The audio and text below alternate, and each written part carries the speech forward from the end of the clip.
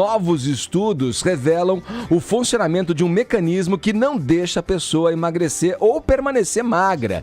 Esse mecanismo é um padrão de conduta, composto por gatilho, comportamento e recompensa. Estamos aqui na companhia do doutor em nutrição pela USP, Antônio Lancha Júnior. Tudo bem, Lancha? Vamos lá. Edgar, um prazer estar aqui com vocês de novo. Eu vi a Marcela falando que ela ouviu meu nome e já deu fome, então eu trouxe uma bolachinha para você, Marcela. Muito obrigada. Não tem ninguém com fome nessa conversa. Peraí, mas isso já é uma recompensa. É diet, doutor. Não, no diet. Aí, isso não estava no roteiro. Deu ruim na dieta, hein? Lancha, é muito bom ter você de volta aqui, Obrigado, esclarecendo temas importantes, né, pra gente aqui da bancada e, consequentemente, pra nossa audiência também. Vamos lá, como é que funciona esse mecanismo que não permite, muitas vezes, que a gente emagreça? Legal, você sabe que, até contando uma história rapidinho sobre isso, outro dia eu estava indo para Ipatinga, então eu estava num voo de Belo Horizonte para Ipatinga, montando uma aula que ia dar, daí sentou do lado uma menina, e ela falou assim, começou a olhar minha palestra, tá, mas do que você faz, né? Eu falei, eu dou aula na USP, né? Do que você dá? Eu dou aula de nutrição. Ela, eu preciso perder uns 7 quilos aqui. O que eu faço, né? Daí eu fechei o computador, olhei para ela, falei assim, o negócio é o seguinte, o dia que você descobrir a motivação dentro de você, que é mais forte do que a vontade de consumir alimentos, você vai emagrecer.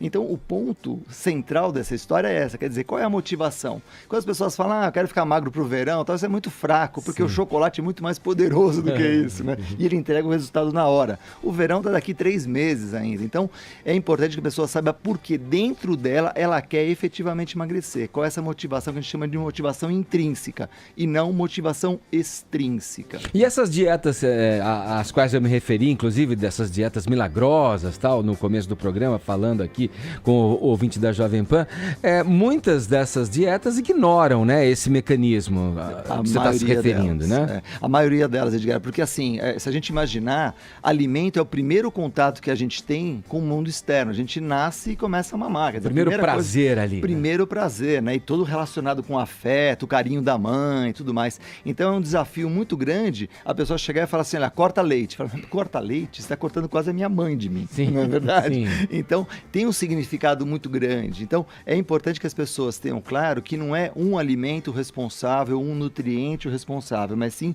uma conduta, um padrão de conduta, o responsável por engordar e o mesmo responsável por emagrecer.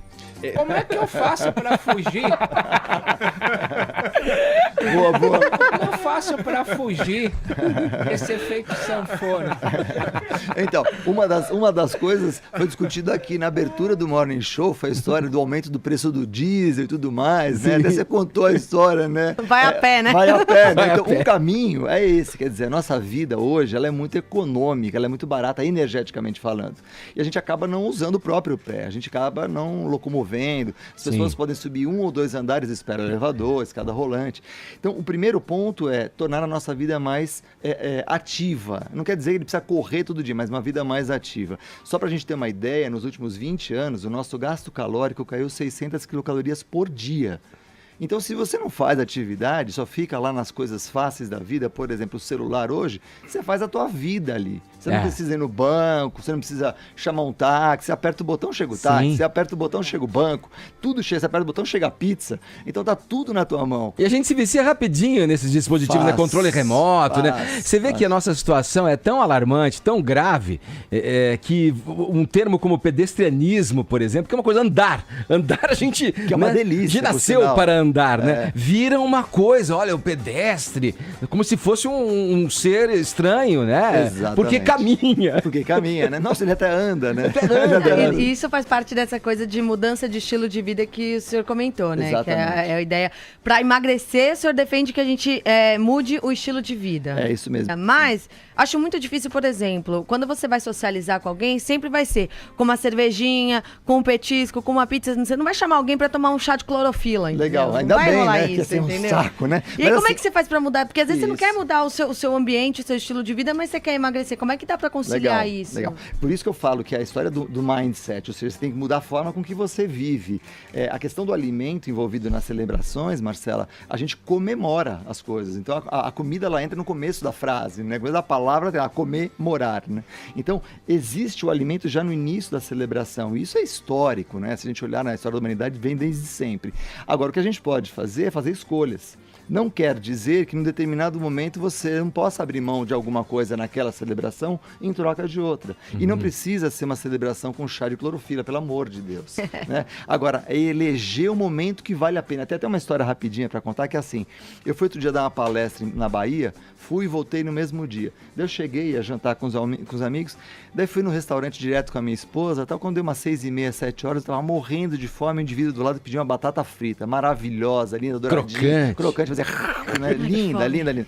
Daí eu olhei para aquilo e falei, nossa, eu tô cansado, viajei, trabalhei o dia inteiro, eu mereço. Eu mereço. É o eu mereço, É o né? eu mereço. Daí eu falei, peraí, mas essa não é a batata frita que eu mais gosto. A que eu mais gosto é do lugar XPTO. Então, eu vou no XPTO e aqui eu vou comer uma outra coisa que não é exatamente isso. Ué, você resistiu, então. Exatamente. Porque Queria ser assim, viu?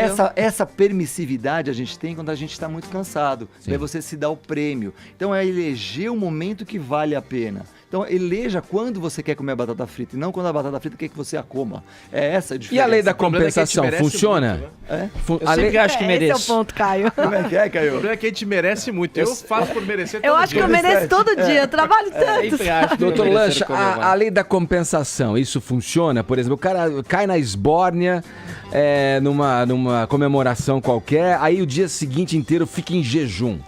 Isso não é legal, porque daí você cria uma relação de culpa com o alimento, ou seja, eu consumir, eu tenho que me punir, isso acaba sendo uma punição e uma premiação. E esses dois mecanismos não são legais. Comeu demais, o que você faz? Volta para o teu padrão, volta para a tua rotina. Por isso que eu falo que é um mindset. Eu considero essas exceções como uma travessia. Imagina que a gente vai nadar do Rio de Janeiro até Angola. Pô, não dá para nadar direto, né? Mas dá para você parar de ir em ilhas a cada 1000 metros. Sim. Então escolhe a ilha. Quantas ilhas tem? Quantas ilhas você quiser. Você quer ir para Angola? Não sou eu, pô. Né? E quanto tempo eu posso ficar na ilha? Não sei. Você quer chegar em Angola? Não sou eu. Então é exatamente isso. Definir quantas ilhas, aonde, com quem, celebrações que valem a pena e depois você volta para o seu padrão. Não precisa compensar. Eu costumo dizer que as compensações descompensam, né? Efetivamente. Doutor, há uns Fala, Caio. 7, 8 anos atrás, mais ou menos, eu fiz uma dieta chamada dieta da USP. Não sei porque Que não tem nada a ver com a USP. não tem Coitado nada a da ver com a Universidade de USP. São Paulo. E aí Da eu sopa de cebola? Não tem nada. Já Não, fiz eu também. busquei aqui o cardápio que eu tinha me esquecido já. E, são 14 dias, né? E a promessa da dieta é que você perca 1 quilo por dia. Não é o sopão lá de vegetais? Não tem nada de sopão. Não, eu lembro da sopa de diminui cebola, que não consigo carboidrato. ver mais. Então, o primeiro dia, por exemplo, você come no café da manhã um café preto sem açúcar, no almoço 2 ovos cozidos e na janta uma salada de alface com pepino e salsão à vontade. Na janta, que palavra isso- horrorosa. que no ban- jantar, é, você que já banquete. viu? Café da Na tarde, janta. né? Aí às vezes tem um bife, às vezes tem um presunto à vontade. Quais são os riscos dessa dieta? Então, Poderia tem ter vários. morrido. Primeiro que assim, né? Dieta. Poderia ter morrido. Primeiro que dieta pressupõe início, meio e fim. Ou seja, quando você acabar, você vai voltar para onde? Para onde você estava no início, né? Você comendo o que você comia antes, então você não mudou o padrão. Esse é o primeiro ponto, ela não muda a causa. A causa é uma alimentação e uma falta de atividade física que você não corrigiu. Você impôs um intervalo de tempo ali e depois você vai voltar para a tua rotina. Esse é o primeiro ponto. O segundo é que hoje, inclusive o nosso laboratório mostrou isso, que quando você faz uma ingestão de proteína exagerada, você começa a mudar bactérias no seu intestino e isso aumenta a chance de se ter câncer de cólon. Então, essas doenças intestinais, elas estão muito relacionadas a esse consumo exagerado de um determinado tipo de nutriente. Por exemplo, só proteína, ou só gordura, ou só carboidrato. A gente precisa de todo mundo junto ali. Todo o pessoal fala muito dessa questão da privação, de É não isso aí. conseguir comer as coisas mais gostosas. Mas é o que o É senhor isso estava aí. falando no bloco anterior, né? A gente tem que tentar Descobrir a motivação que está Descobrir. dentro de você. É isso aí. E aí é não abrir mão, né, Marcela? Porque a gente estava falando da história de tomar vinho e tal. Você pode eleger o dia que você vai tomar o seu vinho, tudo bem. Todo dia. No todo caso do dia. Arcon, ele tem que eleger o dia que ele não, Não vai tomar o vinho. Ele já Eu elegeu que é faço sexta-feira, diferente, né, eu elejo um dia da semana para tomar um vinho bom. Ah, Boa. A diferença que tem entre um vinho bom e um vinho ruim é a qualidade. A semelhança são as calorias. Então, esse é o ponto importante. Doutor, se a questão está toda voltada aí, primordialmente, para uma situação psicológica de quem está se propondo a dieta, é imprescindível ter alguém, então, algum profissional Treinado pra isso. acompanhando, né? Sem Algum terapeuta junto ali. Mas nem todo mundo pode bancar isso, né? Pode pagar um terapeuta. Como fazer nessa situação? Então, o que a gente gente tem, por exemplo, lá na USP a gente tem um programa de orientação nutricional e atividade física que completa 22 anos agora. E ao longo desses 22 anos é que nós fomos descobrindo esses perfis que a gente fala. Né? Então, por exemplo, tem um tipo de pessoa, um padrão, que é o indivíduo que é um engenheiro, por exemplo. O cara é super cartesiano, você passa para ele, ó, come X e tal, não sei o que lá, o cara segue direitinho. Vai seguir. Agora, você tem uma parte da população que não é assim. Então, por exemplo, você pega um arquiteto, um advogado, são pessoas que normalmente vivem fora do momento presente, eles estão sempre pensando no futuro e com isso muito ansiosos. E a ansiedade estimula o consumo de alimentos. Então, um caminho que a gente tem, nas universidades públicas, nós temos também um acompanhamento para fazer essa ajuda. Tá certo. Olha, doutor Antônio Lancha Júnior, muito obrigado aqui pelo papo aqui nessa manhã. Tenho certeza que muitos ouvintes gostaram e nos acompanharam com atenção. Obrigado, viu? Na próxima obrigado eu já vou ter vocês. emagrecido, doutor. Eu trago você vai outra ver. bolachinha para você, Marcelo. Tá bom.